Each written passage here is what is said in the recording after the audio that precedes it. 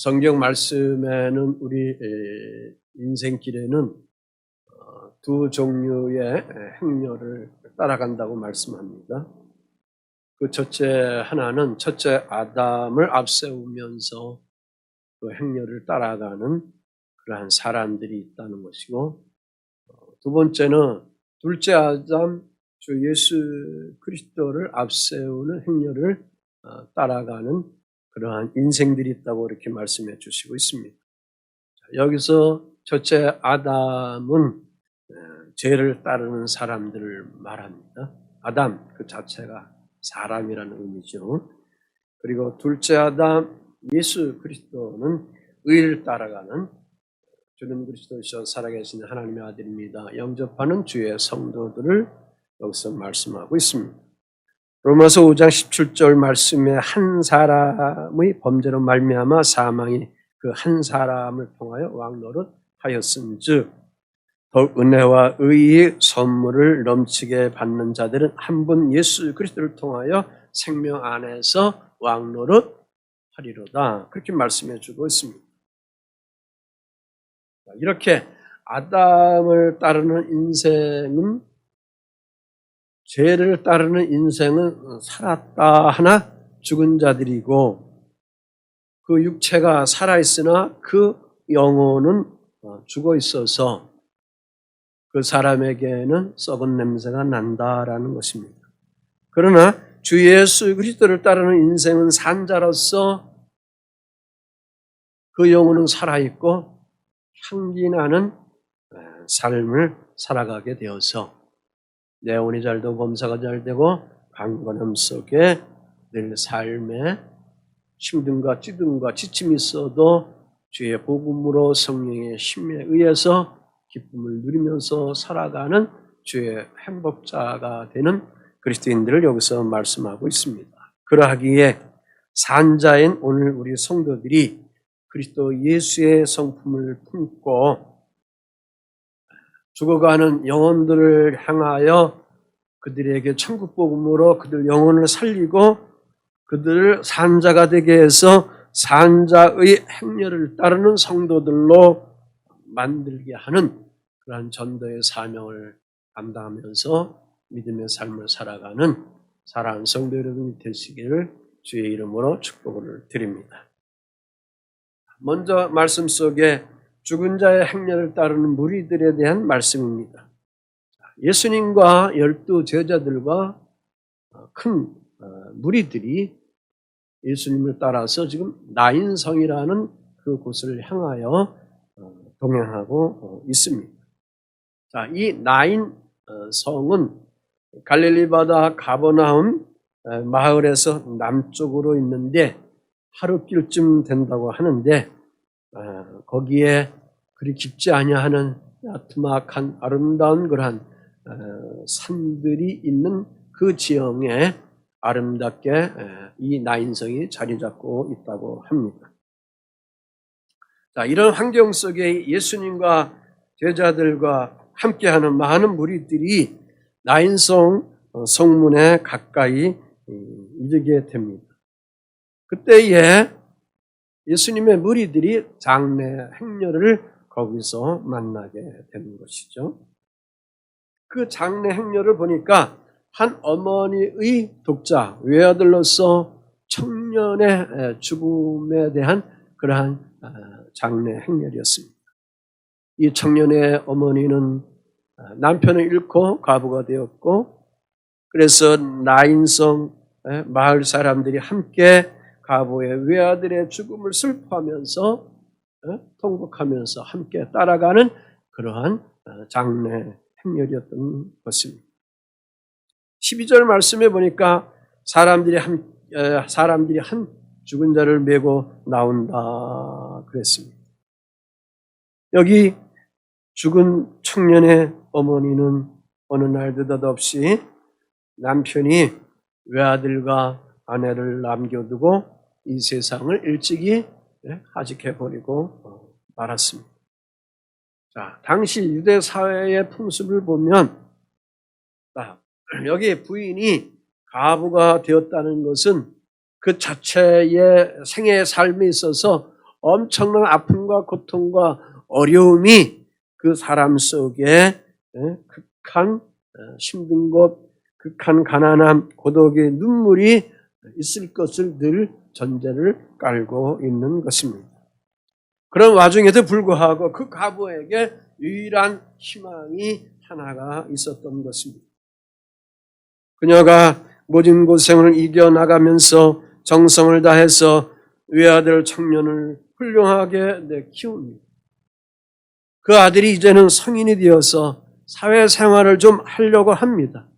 그래서 아들과 어머니가 서로 의지하면서 힘든 가정생활을 나름대로 행복하게 살아가는 그러한 삶의 여정 속에 있는데 그 외아들마저 갑자기 세상을 떠나버리고 만 것입니다.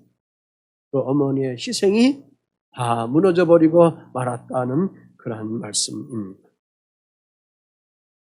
어머니의 꿈을 한번 그려봅니다. 청년의 어머니는 이제는 우리 가정에 기둥이 생겼구나. 기대고 살만한 그러한 기둥이 생겼구나. 이 어머니는 가부된 이 어머니는 안도의 한숨을 쉬고 위로를 받으며 살았을 것입니다.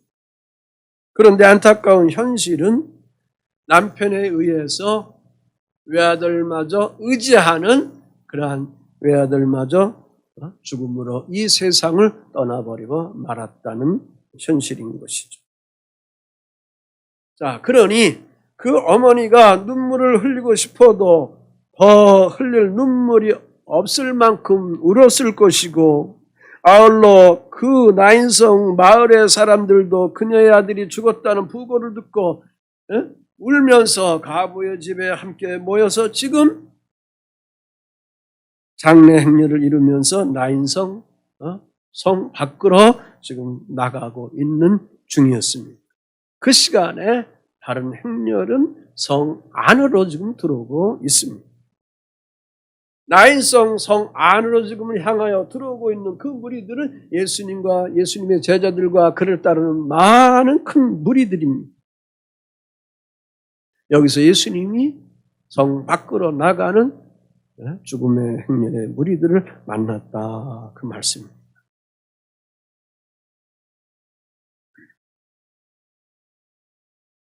그것을 주님이 자세히 보십니다. 그래서 두 번째 산자가 되어 그 행렬을 따르는 무리도 주님이 만들어 주십니다. 자, 여기 한 청년의 죽음에 사람들이 관을 메고 운구를 합니다.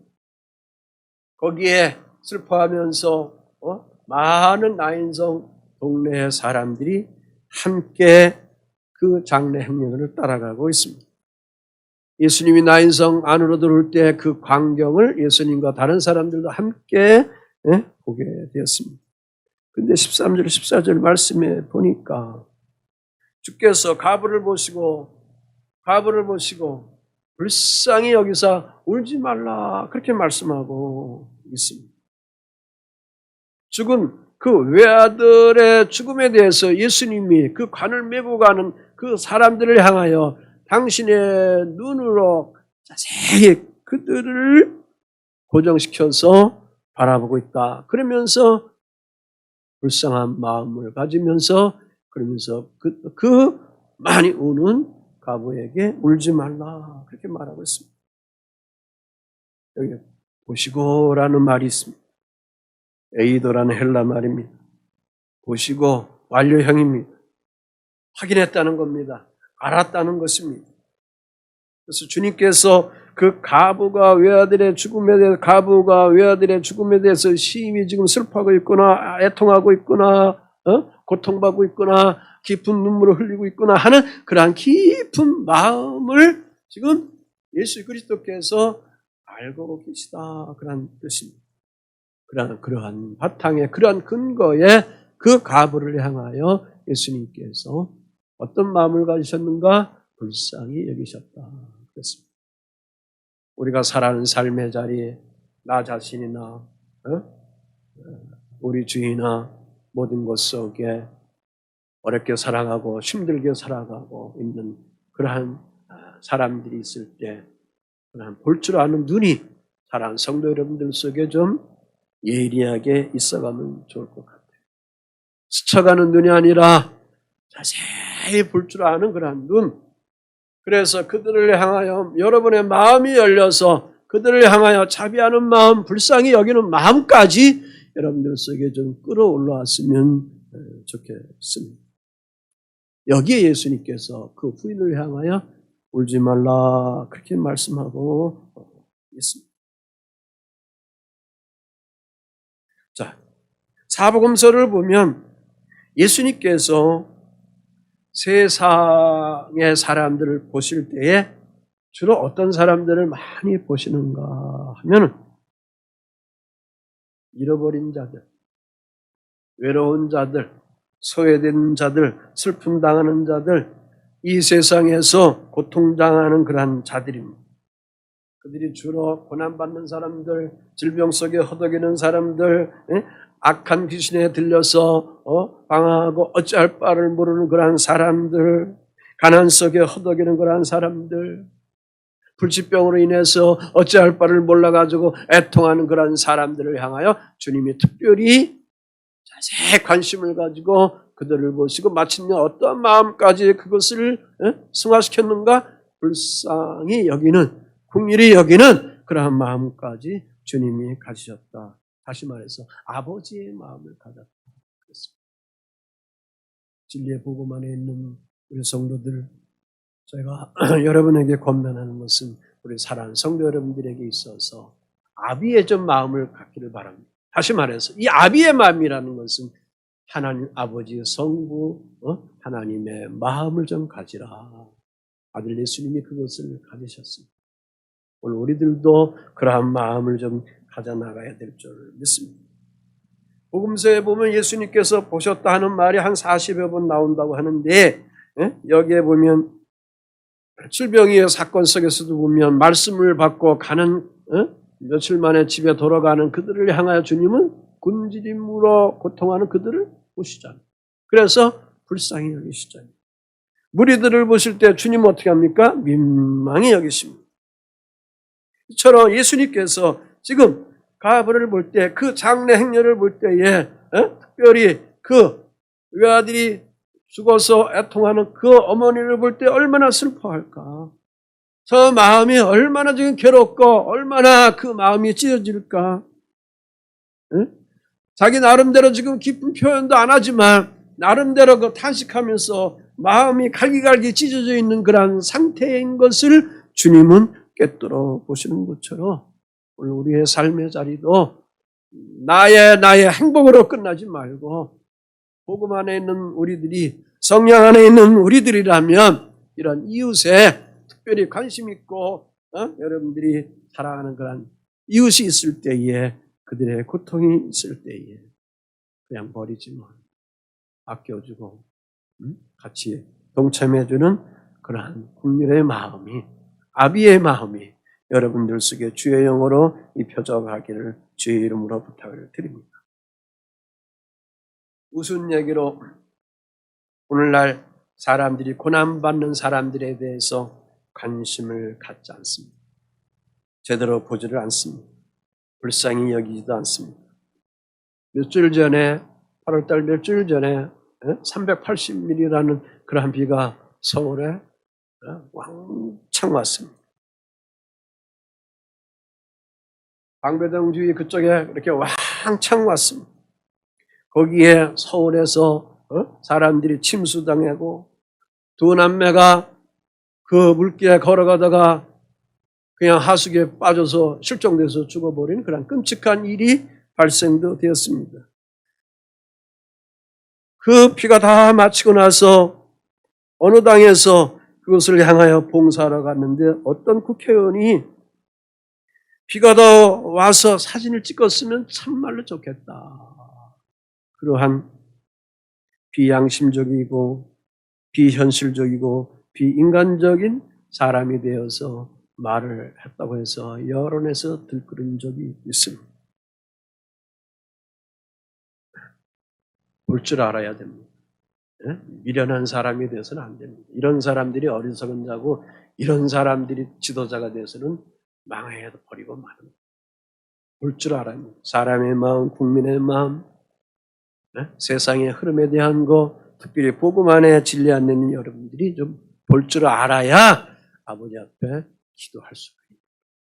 북한의 국민들이 어려움을 당할 때 그들의 어려움을 당한 거 볼 줄 아는 그런 눈이 있어야, 긍휼한 마음이 있어야 그들을 향하여 우리가 애통하며 기도할 수 있게 되는 줄 믿습니다. 주님은 그 과부를 보시고 울지 말라, 울지 말라. 그 말은 뭘까? 너의 눈물을 씻어주겠다, 그 말씀이죠. 울지 말라 할 때에 너의 눈물을 씻어주겠다라는 그런 말씀입니다. 마태복음 11장 28절에 수고하고 문고 짐진 자들아 다 내게 오라. 내가 너희를 어떻게 한다? 쉬게 하여 너의 삶의 눈물을, 고통을 씻어주겠다.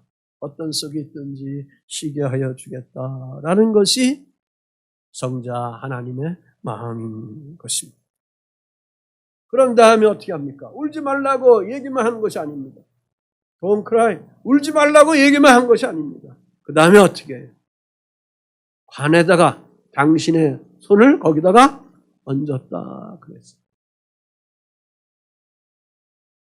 죽어있는 내 딸 머리 위에 주님의 손을 얹어서 그를 구원해서 살게 하시옵소서. 회당장이 자기 딸을 살리기 위해서 예수님 앞에 엎드려서 간청한 것처럼 여기서는 그 간청도 없지만 주님이 하셔서 그 여인의 아픈 마음을 아셔서 그 죽은 행렬을 따라가는 그 사람들의 슬픔의 고통, 인간의 그 아픔의 마음을 아셔서 그 관에, 젊은 청년의 죽어있는 관에 당신의 손을 거기다가 얹어버린 겁니다. 그 관에 손을 대셨다. 운구하는 사람들이 발걸음을 멈춥니다. 그러면서 주님이 말씀합니다. 일어나라고 합니다. 청년아, 일어나라고 말씀합니다. 청년아, 일어나라고 말씀합니다. 그 말씀 속에는 하나님의 아들 성자 예수 그리스도는 창조주라는 것입니다. 아멘. 일어나라. 에게 이르라는 말인데 죽음에서 깨우겠다는 것입니다. 더 나아가서 죽음에서 생명으로 너를 재창조하겠다라는 겁니다. 오늘 복음 안에 진리 안에 살아가는 우리 사랑하는 성도 여러분들이 이 예배를 통해서 내 삶 속에 내 육체의 생명이 끊어지지 않았지만 내 인생의 삶, 가치의 삶, 어떠한 사모하는 그런 삶들이 혹시 여러분의 삶 속에 어떠한 우울증으로 죽음 속에 있는 것처럼 헤매고 방황하고 부초처럼 떠달리는 그러한 인생이라면 그때 우리 주님이 여러분 속에 오셔서 일어나라 하는 그런 음성을 여러분들이 들어서 주님이 주신 생명의 능력으로 그 생기의 영으로 여러분의 영혼이 여러분의 삶의 환경이 다시 회복돼서 승리하는 자로서의 삶을 살아가야 될 줄 믿습니다. 슬픔과 고통과 절망을 기쁨과 위로와 희망으로 재창조하는 것이 성자 예수님의 하시는 사역인 것입니다. 그래서 15절 말씀에 뭐라 그럽니까? 죽었던 자가 일어나 앉고 뭐도 한다? 말도 했다 그랬습니다. 죽었던 자가 일어나 앉고 말도 했다 그랬습니다. 자, 그렇다면 그 근거가 무언가? 예수님이 말씀 한마디 했다고 해서 그가 살아났다? 그 근거가 뭐냐 그거예요. 그 근거가 뭐냐? 예수님을 찾아요. 예수님은 생명의 뭐야? 주님이시죠. 창조의 주님이시죠. 아멘. 요한복음 6장 39절 말씀 같이 한번 읽어보겠습니다. 시작. 나를 보내신 이의 뜻은 내게 주신 자 중에 내가 하나도 잃어버리지 아니하고 마지막 날에 내가 다시 살리는 이것이니라 말씀했습니다. 주님께서 자기에게 준 주의 자녀들 잃어버리지 않고 다 다 살리겠다 그 말씀입니다. 그러하기 때문에 이 시간도 영원한 생명의 주 예수 그리스도가 우리를 삶의 자리로 인도하기 위해서 주님도 오늘 예배하는 여러분 삶 속에 지금 어떻게 오셨는가? 가까이 오시고 있습니다. 나인성 장례의 그 행렬들은 나인성 장례 행렬들은 성문 밖으로 가고 있습니다. 죽음의 무리들은 죽음의 행렬들은 밖으로 나갔습니다. 그러나 예수님은 성 안으로 지금 들어가고 있습니다. 그에게 가까이 다가가셨습니다. 주님은 거기에 그 장례 행렬에 구경만 한 것도 아니고 그들에게 가까이 가셔서 운과하는 그 관에 가까이 가셔서 당신의 구원의 손길을 생명의 손길을 그 죽어있는 청년의 간 위에 올린 겁니다. 여러분의 심령이 고되고 여러분의 삶 속에 지쳐있고 여러분의 삶 속에 어려움이 있을 때에 주님이 가까이 오셔서 주님의 손이 여러분의 머리에 안수하시고 주의 영이 부활의 영이 여러분의 심령 속에 만져주시면 다시 일어나는 겁니다. 다시 부활하는 겁니다. 다시 회복하는 것입니다.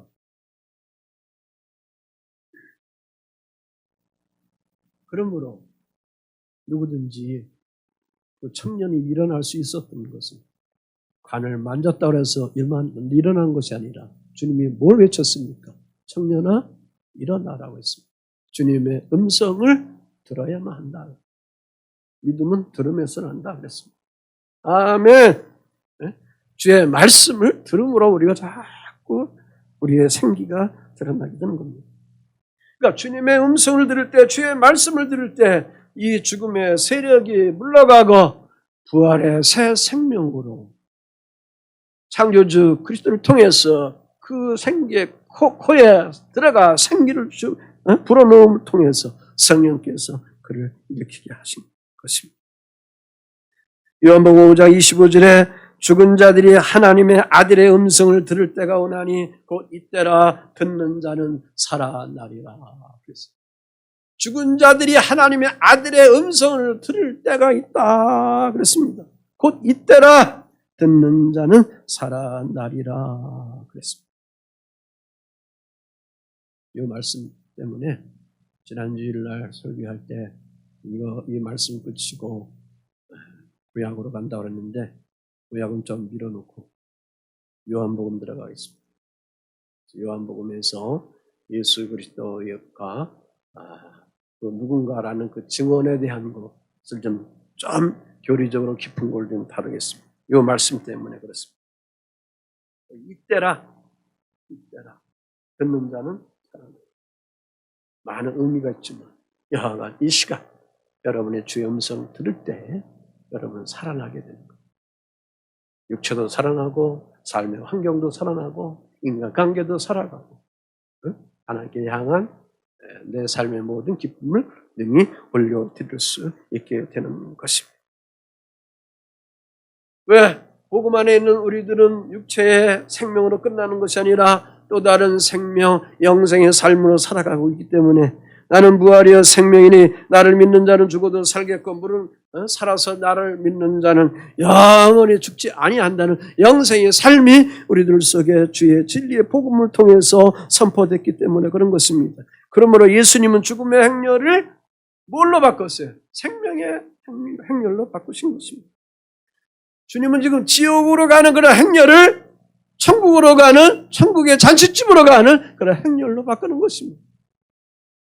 자, 그러자 하나님께 영광을 올리는 무리들이 여기에 생기게 되는 것입니다.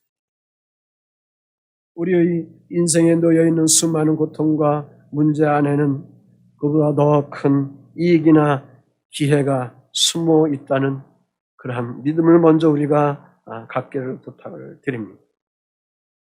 고난이 있을 때, 힘든 것이 있을 때, 안됨이 있을 때, 복음 안에 있는 주의 자녀들 속에 이렇게 좀 어두움이 있을 때 분명히 그것을 정복하여 나아가는 새로운 삶의 기회의 문이 주 하나님께서 나를 향하여 뚫고 나가도록 정복해 나가도록 하는 그런 하나님의 구원의 손길이 있다는 것을 여러분이 좀 믿음으로 찾기를 주의 이름으로 부탁을 드립니다.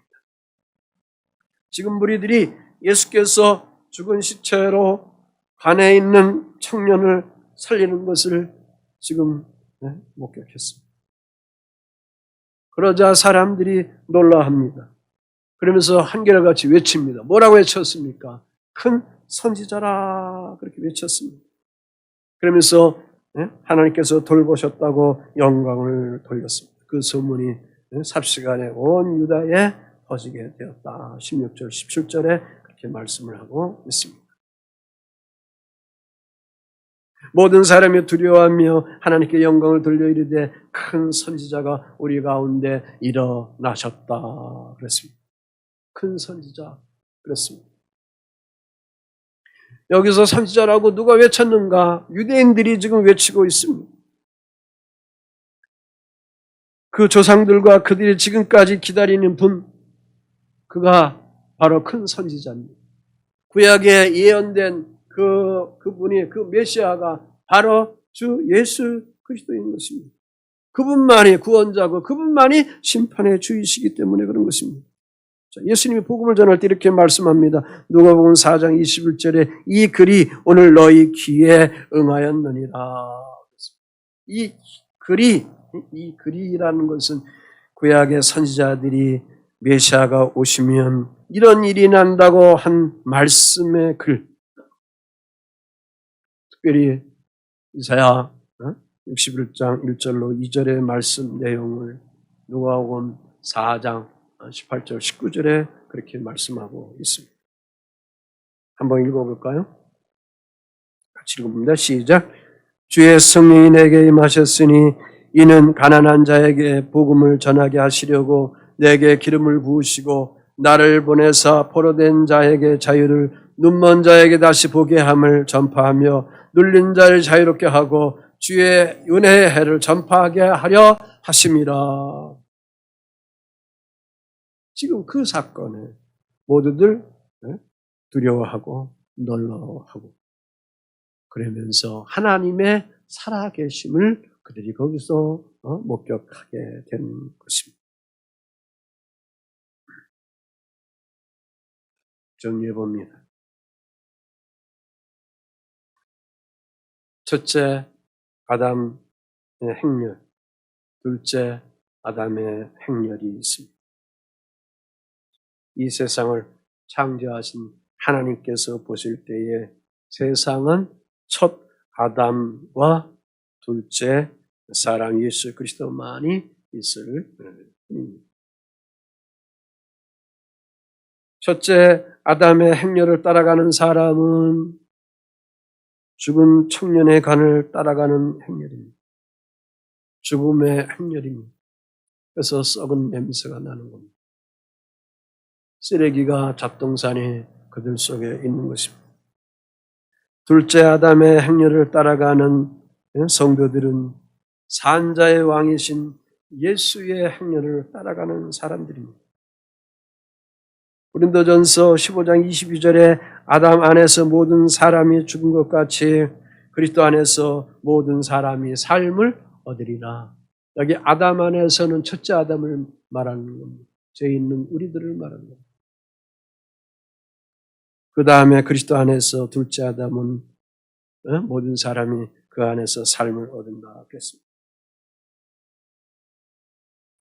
지금 성 밖으로 향하는 장래 행렬은 절망의 행렬이요, 울음의 행렬이요, 슬픔의 행렬이요, 가슴 치는 행렬이요, 탄식하는 행렬이요, 아픔의 행렬이요,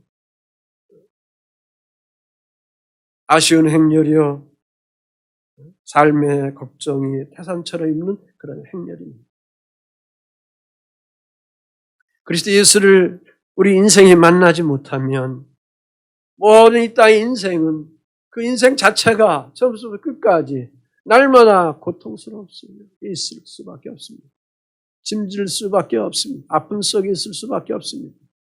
울음 속에 있을 수밖에 없습니다. 울음의 행렬으로 삶의 모든 것들이 늘 깨지는 행렬으로 살아갈 수밖에 없습니다. 그러나 성 안으로 들어오는 예수의 행렬은, 나인성 성 안으로 들어오는 예수의 행렬은 뭐냐? 살리는 행렬, 소생의 행렬, 울음을 그치게 하는 행렬, 아픔을 다 싸매주는 하는 행렬, 위로를 해주는 행렬, 주저앉아 있는 자들을 다시 일으켜주는 행렬, 기쁨을 주는 행렬입니다. 그러므로 누구든지 주 예수 그리스도를 만나면 누구라도 생명의 행렬 속에 편승할 수 있게 되는. 아멘. 눈먼 자가 눈물을 거두게 되고 나병인이 눈물을 거두어서 깨끗함을 입게 되고 지체장애자가 눈물을 거두고 일어나 걷게 되고 병든 자가 눈물을 거두고 나음을 입고 귀신 들린 자의 눈물을 거두고 참 자유를 얻게 되고 이들 모두 천국 생명장치에 들어가게 되는 것입니다. 그러한 생명의 행렬로 기쁨 속에 살아가게 되는 것입니다. 우리 사람들은 넘어집니다. 쓰러집니다. 그러면은 우리들은 쉽게 도망가 버립니다. 쉽게 피해버리고 맙니다. 돌아보지도 않습니다. 외면해버립니다. 관심도 없습니다.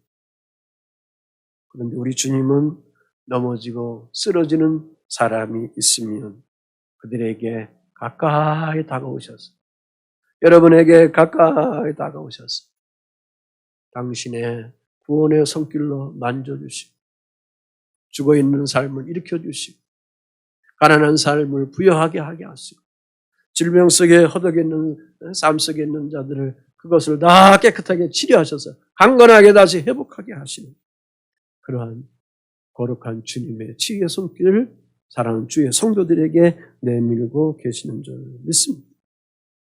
그래서 우리 사랑하는 성도들이 절망의 행렬에서 소망의 행렬로 일어서야 하고 죽음의 행렬이 생명의 행렬로 일어서서 살아가야 되는 줄 믿습니다.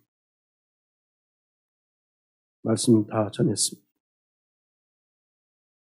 우리 인생은 판단해야 합니다. 여러분 각자가 판단해야 합니다. 내가 어떤 행렬에 서야 하는가? 아담의 행렬에 서야 하는가? 아니면 둘째 아담 예수 그리스도의 행렬에 서야 하는가? 왜?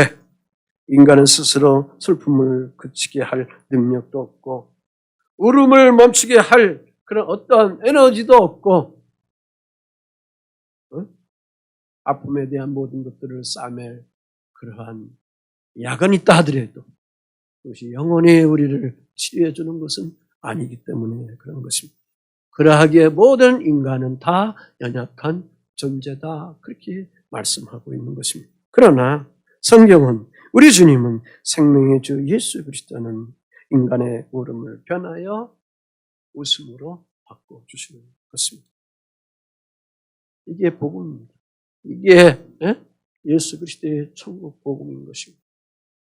오늘도 복음 안에 있는데 여러분이 계속 울음 속에 있습니까? 아픔 속에 있습니까? 슬픔 속에 있습니까? 우울함 속에 있습니까? 늘 불평 불만 속에 계속 찌들면서 살아가고 있습니까? 그걸 변화시키는 주 예수를 다시 한번 찾으셔야 합니다. 그 주님이 나에게도 가까이 오셔서 저에게 좀 안수해 주세요. 내 영혼과 내 삶을 다시 한번 살려주세요 하는 그런 외침을 여러분이 주께 향하여 간청해 나가야 될 줄 믿습니다. 그러면 우리 주님은 오늘도 우리에게 오셔서 사랑하더라 울지 말라. 사랑하는 딸아 울지 말라. 그렇게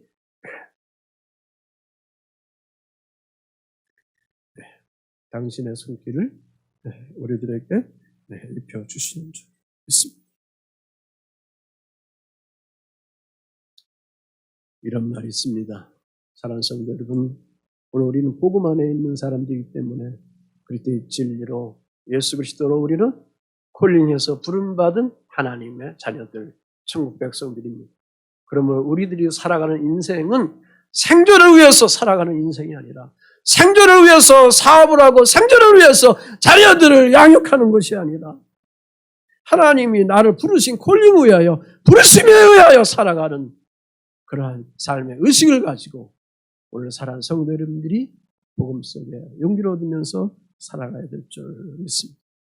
이 한 주간도 이러한 믿음의 비전을 가지면서 그리스도의 생명의 능력을 받고 생명의 행렬을 따라가는 성령 충만은 깨어있는 사랑하는 일산예가 온 성도 여러분들이 되시기를 주 예수의 이름으로 축원을 드립니다.